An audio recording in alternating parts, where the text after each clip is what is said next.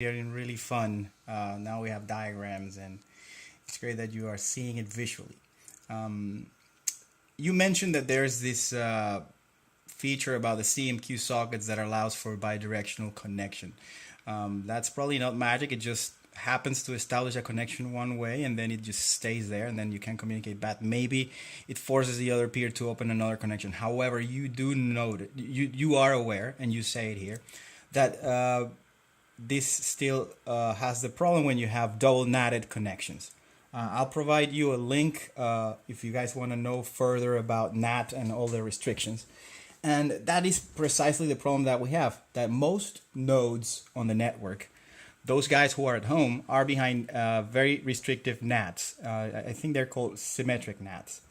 So they cannot talk to each other. So the solution is to have nodes that serve as relay nodes. So if you want to talk to another node that's behind NAT, you need to talk to somebody who you can talk and ask him to relay the message.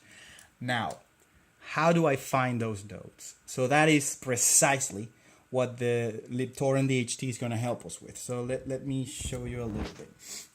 So the DHT, the Kademlia routing, what it does is that it allows millions or billions, or actually you could have all the atoms in the universe routed through a Kademlia network in a very efficient amount of hops. Because of its binary jumps, on every jump it will discard half of the universe until it gets close enough or to the node that you're looking for. So on the network, let's say we have Alice, and she is behind a very restrictive NAT. And somewhere else in the universe, we have David. And David is also behind a very restrictive NAT, meaning they cannot accept incoming connections. However, as they bootstrap on the DHT, they will find other nodes that are on the open internet or who are behind less restrictive NATs, and they'll be able to open connections to them. Now, one of the great features of libtorrent's DHT is that it only keeps in it, every node is supposed to keep a routing table. And all the nodes that they keep in this table are considered good nodes. And a good node is a node that you can connect to and that it can talk back to you. So eventually she will find, I don't know, Bob and Charlie, who might be close to her neighborhood. And this proximity is based on their IDs and the XOR distance of these IDs. And everyone has a similar table. Everyone keeps track of nodes that they know. There could be a gazillion here, right? And then we could have E and F here. And let's say she does a product search or she does a store search. And since these guys do see this guy because they don't have the NAT problems, this guy will know about him, he will know about him. And there will be a route here and from A to D, and that route will be extremely efficient. So once she does a search for a product or a store, those products are also identified with IDs of the same bit length, and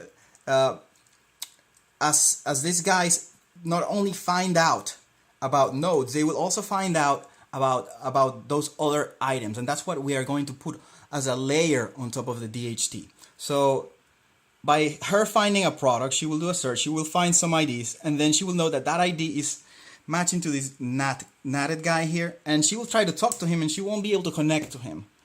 But then what I think we should have is what I would call is a relay message. A relay message would basically wrap any other message in here.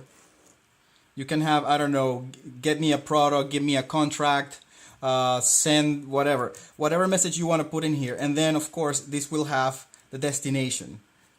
And then you will send that to one of your closest peers. And then using the DHT, it will find this guy is going to look for a node in the DHT that gets him closer to the guy that's here. And they will connect. But all the connection that we do here, all this stuff has to be UDP, UDP, UDP. Now, if you somehow can attempt to connect via TCP, perhaps you should leave a TCP connection open. But I believe that we can use the DHT. We put that overlay, and then we can relay messages through the good nodes. So I hope that made a little sense. I want to make another video explaining in detail how the libDHT the libtorrent DHT works. It will make a lot more sense. But this should give you an idea. And thank you so much for those diagrams. They're beautiful.